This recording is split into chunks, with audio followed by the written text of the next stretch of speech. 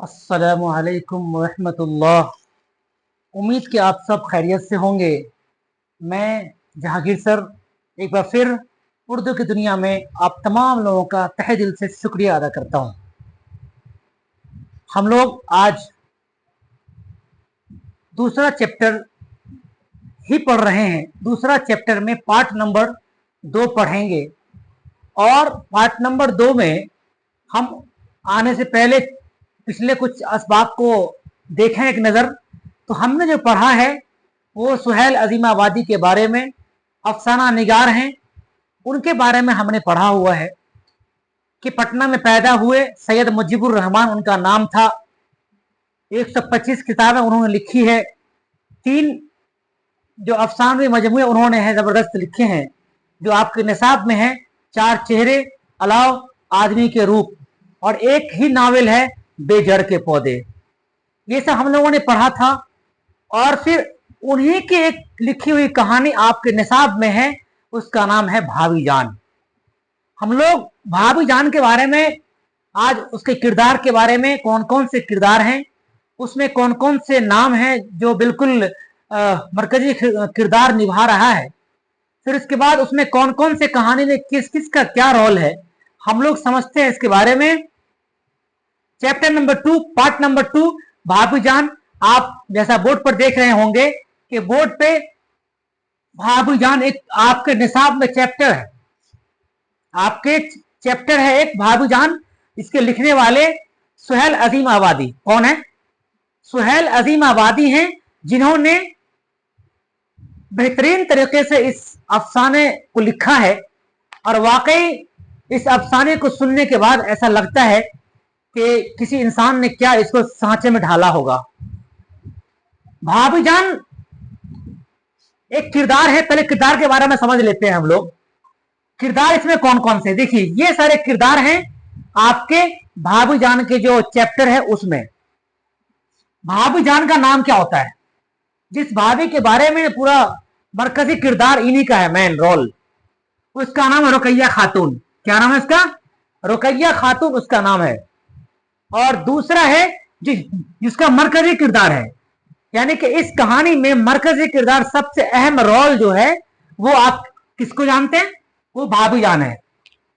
उसके बाद दूसरा जो है वो देवर है, यानी कि भाभी जान का देवर जिसका नाम है अख्तर। भाभी का नाम रुकैया खातून है और देवर जो है उसका नाम क्या है? उसका नाम है अख्तर। और तीसरा है गरीब लड़की शिम्मी। क्या है? शिम्मी, जिसको पढ़ाई के लिए कोई पैसे नहीं था, वो यही भाभी जान उसको पैसे दिया करती थी पढ़ाई करने के लिए और फिर उसको पढ़ाती भी थी वो। उसके बाद एक और है, मोहल्ले की लड़की थी जमीला। मोहल्ले की लड़की जमीला थी जिससे अख्तर की 2-4 हुआ करते थे कभी कभी। तो ये जमीला है मोहल्ला की लड़की, मोहल्ले की लड़की। और आखिरी में खुद की बेटी रेहाना नाम है उसका। किसका? भाभी जान का। ये किरदार चंद हैं जो अफसाना भाभी जान में है। किरदार कभी कभी पूछता है ऑब्जेक्टिव में कि शिम्मी किस अफसाने का किरदार है। उसके बाद या अख्तर, या पूछेगा रुकैया खातून, या पूछेगा जमीला, या पूछेगा रेहाना कि किस कहानी का ये मरकजी किरदार है ना। तो ये किस कहानी में है बताना पड़ेगा आपको, याद रहेगा तभी तो मैंने पहले आपको मरकजी किरदार बताने की कोशिश की है कि किन किन लोगों का कौन कौन सा इसमें नाम है और किस कहानी से है। तो अफसाना भाभी जान में ये सारे लोगों का नाम आता है, शुमार है उसके अंदर। देखिए भाभी जान, सुहेल अजीम आबादी ने बहुत बेहतरीन तरीके से इस कहानी को एक ही रिश्त में खत्म किया है। मैंने कहा भी है आपको कि मुख्तसर अफसाना क्या होता है जो एक ही निशिस्त में मुकम्मल कर दिया जाए। सुहेल अजीम आबादी भाभी जान के बारे में बताते हैं कि एक ऐसी औरत एक ऐसी औरत जो पूरे अपने बुरे हालात में भी अक्लमंदी के साथ वो जीना सीख लेती है, वो परेशानियां में भी वो जीना सीख लेती है और किस तरीके से वो अपनी जिंदगी को संवारती है। एक भाभी जान है इसका नाम रुकैया खातून है। ये अपने घर की बहू होती है और इसके घर में एक देवर होता है और इसका जो शौहर होता है, क्योंकि हम बहुत डिफाइन नहीं कर पाएंगे इसलिए कि उसका बड़ा है, हम इसको खुलासा करके बिल्कुल कंक्लूड करके हम छोटे से स्पेस में हम चाह रहे हैं कि सारी चीजों को आपको बता दिया जाए इस कहानी के अंदर। तो भाभी जान अपने घरों के अंदर होती है, वो मेयारी शख्सियत होते हैं, उसके जो शौहर होते हैं वो चूंकि पॉलिटिशियन होते हैं, सियासतदान होते हैं, इसके वजह से उनको हमेशा कई बार जेल जाना पड़ता है। तो उस हालत में वो बेचारी बहुत मुश्किल से अपनी जिंदगी अपने घरों में गुजारती है, लेकिन दूसरों को एहसास नहीं होने देती है कि मेरे घर में कोई मर्द नहीं है, कमाने वाला नहीं है। क्यों? उसका शौहर था, उससे चंद साल पहले यानी आजादी से पहले, हमारा मुल्क जब आजाद हुआ था उससे पहले की कहानी और उसके बाद की कहानी को दिखाया गया है कि उस आजादी से पहले जब शौहर उसके घर पे रहते थे तो कितने ऐश और अरमान से रहते थे।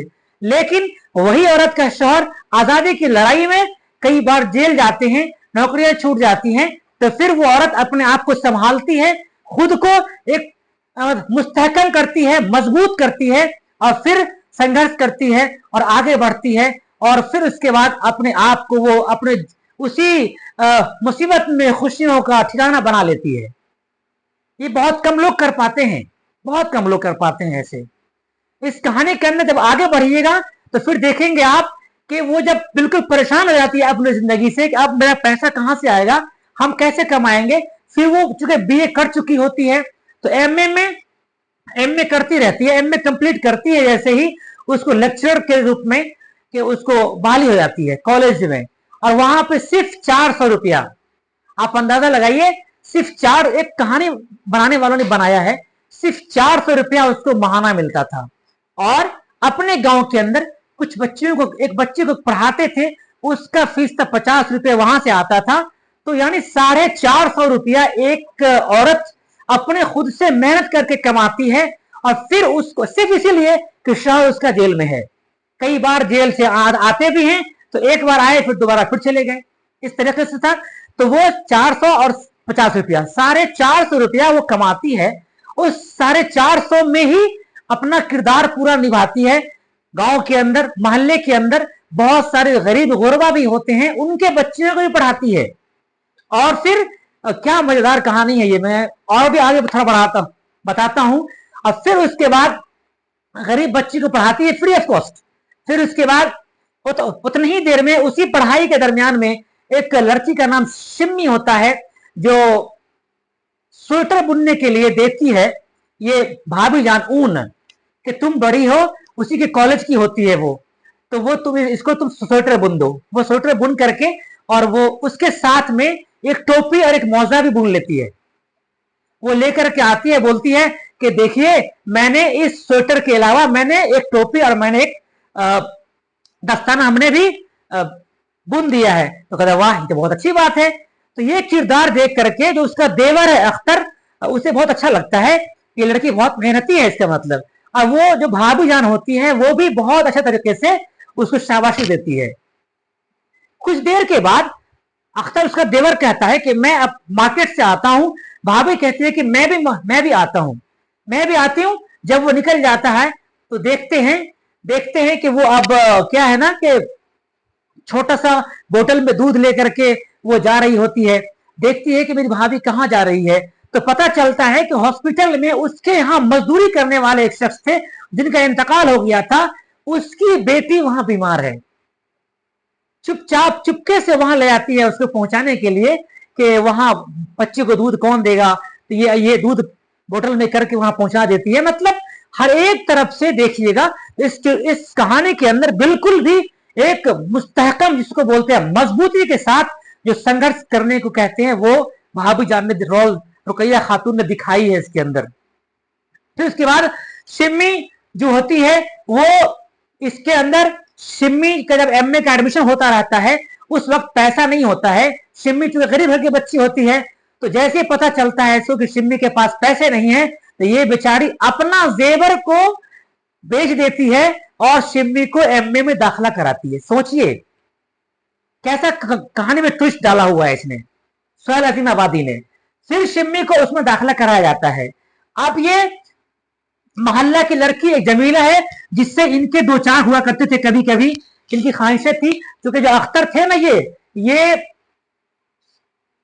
उसको क्या बोलते हैं, उसको अख्तर जो थे ये बिल्कुल शायर थे, मतलब शायरी करते थे। तो चंद अल्फाज में शायरी भी कर लिया करते थे, भाभी जान से थोड़ा सा हंसी मजाक भी कर लिया करते थे। तो ये रेहाना है बेटी खुद की, जिसको हमेशा सुबह सुबह तैयार करना, स्कूल भेजना, फिर उससे कपड़े धोना, फिर कॉलेज जाना, फिर उसके बाद वहां से गरीबों को देखना। अब सारे गरीब इनको इतना अच्छा समझने लगे, सारे मोहल्ले के लोग आते थे, कहते थे कि मेरा काम करा दीजिए, मेरा ये काम करा दीजिए, मैं बहुत गरीब हूं, मेरा ये काम नहीं हो रहा है। तो इस तरीके से ये सारे किरदार में बेहतरीन तरीके से इन्होंने अपना रोल अदा किया और ये बतलाने की कोशिश की है इसमें सुहेल अजीम आबादी ने कि एक कोई इंसान अगर चाह लेता है, चाहे वो लड़की हो या लड़का हो, जब कोई इंसान चाह लेता है कि हमें मेरा हालात खराब जरूर है लेकिन अच्छे आएंगे, तो वो इंसान जब मेहनत करता है, उसके पीछे लग जाता है, तो वो इंसान उस चीज को पा लेता है। आपसे मैं कहता हूं इस कहानी के जरिए कि अगर आप अभी नहीं जागे हैं और आपका सपना है कि हमको अच्छा मार्क्स लाना है, तो आप जागिए, आप उठिए, आप दौड़िए, आप ओंगिए नहीं। दुनिया में इतनी ज्यादा भीड़ है कि अगर आप एक बार ओंग देंगे तो लाखों बच्चे पीछे हैं, वो रौंद करके आपको आगे निकल जाएंगे। इसलिए अपने आप को हिम्मत बांधिए कि मैं भी कर सकता हूं, मैं भी कर सकती हूं। जब ये रुकैया भाभी एक लड़की होकर के, एक औरत होकर के इतना सारा किरदार निभा सकती है, इतनी परेशानियों के बावजूद भी इतने अच्छे तरीके से अपनी जिंदगी को आरास्ता कर सकती है, सींच सकती है, संवार सकती है, तो हम भी और आप भी इस चीज को कर सकते हैं। जी, इसके अंदर चंद अल्फाज हैं, चूंकि मीनिंग अक्सर पूछता है एग्जामिनेशन हॉल में कि इसका मीनिंग क्या है, वहां पर आकर के आप बिल्कुल निखर जाते हैं, बिखर जाते हैं। देखिए, एक है सरापा, आपको वैसे ही उर्दू दुनिया में वर्ड मीनिंग थोड़ा सा याद रखना चाहिए। एक है सरापा, सरापा का मतलब होता है सर से पांव तक की तस्वीर कसी, यानी पूरे जिस्म के तस्वीर, सर से पांव तक के तस्वीर कसी, इसको बोलते सरापा। उसके बाद है जबर, एक आप जबर पढ़ते होंगे ऐसे, ये जबर आपका होता है जो मैंने कल पढ़ाया था शायद कवायद पे, कवायद मैंने परसों पढ़ाया था आपको, ये जबर होता है। लेकिन यहां पर जीम से जबर है, यहां पर जीम से जबर है, इसका मतलब होता है जुल्म। क्या होता है? जुल्म या सितम, जुल्म सितम, जुल्म कह लीजिए या सितम कह लीजिए।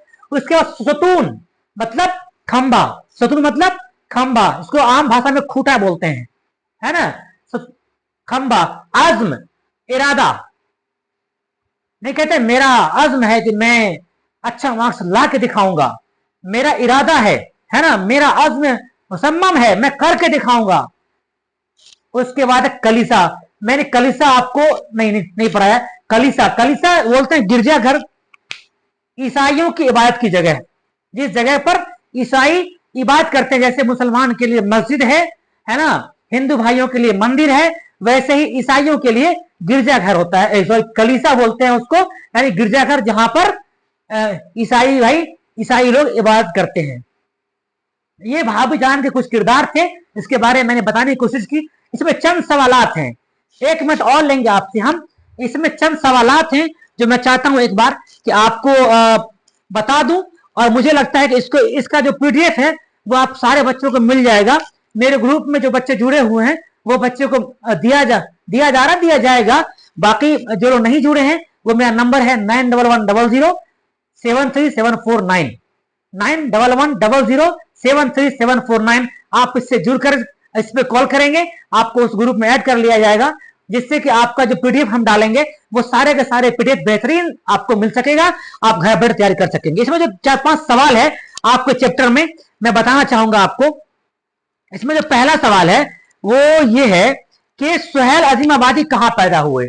चैप्टर ये खत्म हो रहा है, चूंकि सुहेल अजीम आबादी कहां पैदा हुए, ऑप्शन देगा पटना, दिल्ली, तो पटना में पैदा हुए। कब पैदा हुए? 1911 में पैदा हुए। अगला क्वेश्चन है कि सुहेल अजीम आबादी के बचपन का नाम क्या था। आपको मालूम होगा, मैंने पढ़ाया है, सैयद मुजीबुर रहमान। अगला सवाल है कि सुहेल अजीम आबादी के अफसानों के पहले मजमुओं का नाम क्या था और वो किस साल शाया हुआ था? बताइए। मैंने 3 तो बताया था आपको, 4 चेहरे, अलाव और आदमी का रूप। 4 चेहरे, ये पहला इनका अफसानी मजमुआ है। और ये कब शाया हुआ? ये आजादी के पहले दे सकते हैं आप इसमें, क्योंकि सन नहीं दिया हुआ है, तो आजादी से पहले शायद हुआ था, ये अशायत हुआ था। उसके बाद है सुहेल अजीम आबादी की इब्तदाई तालीम किस मदरसे से हुई? क्योंकि पटना में पैदा हुए, बचपन वहीं पर गुजरी, तो इसलिए पटना ही इसमें दिया जाएगा कि सुहेल अजीम आबादी की तालीम कहां हुई? पटना में हुई। अगला सवाल है कि रुकैया भाभी के जिस देवर का किरदार कहानी में पेश किया गया है उसका नाम क्या है? सामने देखिए क्वेश्चन आया, मैंने कहा था ना किरदार बहुत जरूरी है। देखिए क्या नाम आया उसका, देवर का? अख्तर। नाम क्या है देवर का? अख्तर। उसके बाद है रुकैया भाभी के शौहर को बार बार जेल क्यों जाना पड़ता था? मैंने अभी बताया आपको कहानी के अंदर, सियासत के वजह से, पॉलिटिक्स के वजह से जी। उसके बाद रुकैया भाभी किस लड़की की तालीम का खर्च खुद बर्दाश्त करती थी? मैंने अभी कहानी बताया आपको, शिम्मी। क्यों? क्योंकि ये गरीब बहुत थी, इसके पास पैसे नहीं थे, तो भाभी जान ही अपनी चूड़ी को बेच करके और इसके एमए में दाखिला करा दिया इसको। उसके बाद है रुकैया भाभी को जब फुर्सत मिलती थी तो अपना शौक पूरा करने के लिए कौन सा काम करती थी? अखबार पढ़ा करती थी, खत लिखा करती थी। ये शख्सियत वाकई सुहेल अजीम आबादी ने बहुत बेहतरीन तरीके से इस कहानी को सजाने की कोशिश की है और समझाने की भी कोशिश की है कि वाकई में इस कहानी के जरिए हम और आप सभी लोगों को सीख लेने की जरूरत है, चाहे वो मर्द हो या औरत हो, लड़का हो या लड़की कोई भी हो। मुझे उम्मीद है कि ये पीडीएफ हम बना देंगे आपको, क्योंकि यहाँ पर लिखने में बहुत टाइम लग जाएगा और आज का ये खत्म हो रहा है। अब मैं चाहता हूं कि नसर जब जो पढ़ लिए हैं, एक पढ़ लिए शबनम कमाली और एक पढ़ लिए भाभी जान, है ना, सुहेल अजीम आबादी, तो हम इस 2 के अलावा अब चलेंगे कल से नज़म की दुनिया में जी। हम लोग फिर 2 नज़म को पढ़ेंगे जिससे कि पूरा चैप्टर हमारा कंप्लीट हो जाए। तो नज़म हम पढ़ेंगे चिकवस्त का, है ना, बृजनारायण चिकवस्त का पढ़ेंगे हम लोग। मैं आपसे कहता हूं कि आप कल उसको पढ़ के आएंगे। बृजनारायण चिकवस्त का नज़म है, आप उसको पढ़ करके आएंगे, आप देखेंगे नज़म के जहां से पार्ट स्टार्ट होता है वहां मिल जाएगा आपको। मुझे उम्मीद है कि आपको ये वीडियो बेहतर लगा होगा और अच्छा लगा होगा। अगर तो इस वीडियो को लाइक कर दें, शेयर कर दें और सब्सक्राइब कर दें, जिससे कि जो अगले और बच्चे पढ़ रहे हैं, तालीम हासिल कर रहे हैं, उनको भी हमारा फायदा पहुंच सके। खुदा हाफिज।